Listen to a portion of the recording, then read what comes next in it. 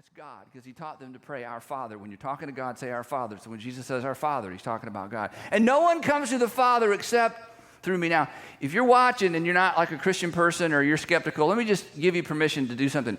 If you're going to not be a Christian, this is why you should not be a Christian right here. Not because you've done business with some Christians. That's the reason for you to be suspect of Christianity. But hey, you had bad haircut one time. You still get your haircut, so you know. But the reason, if you're not going to be a Christian, the reason you shouldn't be a Christian is because of Jesus' claim to be the only way to the Father. That should be offensive. It is offensive. That should be so narrow. You're like, nope, I can't go with that. That's okay. This is the issue. This is the thing, and this is right at the end of Jesus' ministry, and he makes it so clear. And John was there, writing this stuff down. He answered, I am the way, the truth, and the life. No one comes to the Father except through me. I am the way to the Father.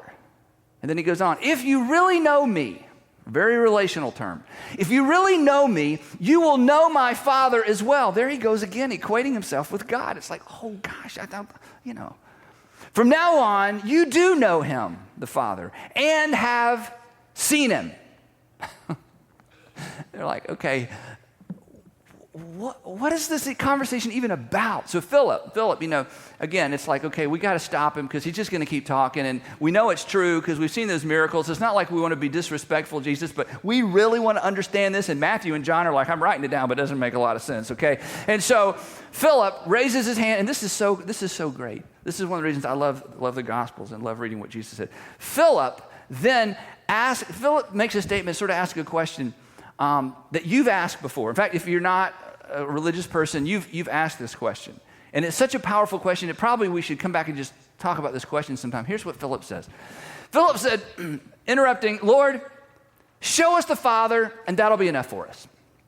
Just, okay, whatever you're going and coming, and we're going and coming. We know the way, you are the way. Okay, but look, here's something we can all get our hands around and kind of get focused on.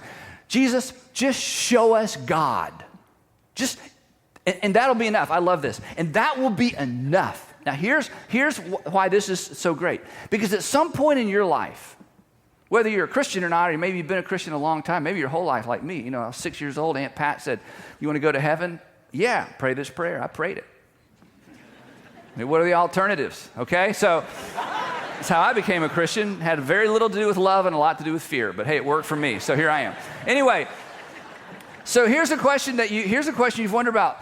Hasn't there been a point in your life, if not, there will be, where it's like, okay, if I just knew for certain there was a God, if something would happen or I'd see something, preferably not at night in my bedroom, but if at some point in my life God appeared or said something, if I could just know with certainty that there's a God and that God knows my name, that God knows I'm here. Even if God didn't do anything, if God didn't say anything, God didn't have to require anything, God didn't have to heal me, God didn't have to fix anything, if I could just live the rest of my life going forward with the certainty that there is a God and God knows my name, I think for most of us, for most of life's circumstances, that would be enough to kind of bank shot our decisions off of and find peace. And at the end of the day and the end of the night and then those dark nights of the soul where you go, well, one thing I know for sure, there's a God and he knows I'm here. That would be enough. So this is what Philip's saying. Philip said, Lord, okay. You can go and come, take us with you, whatever. Just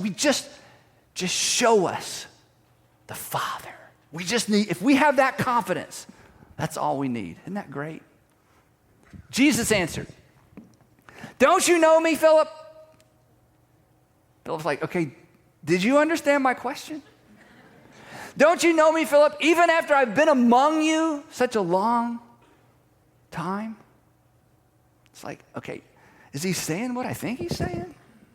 I mean, once again, are we back to this equation that like you and God and you and the Father? Anyone, he says, anyone who has seen me has seen the Father. How can you say, show us the Father? In other words, Philip, look, Philip. This is important. I am as close as you'll ever get to seeing what God is like.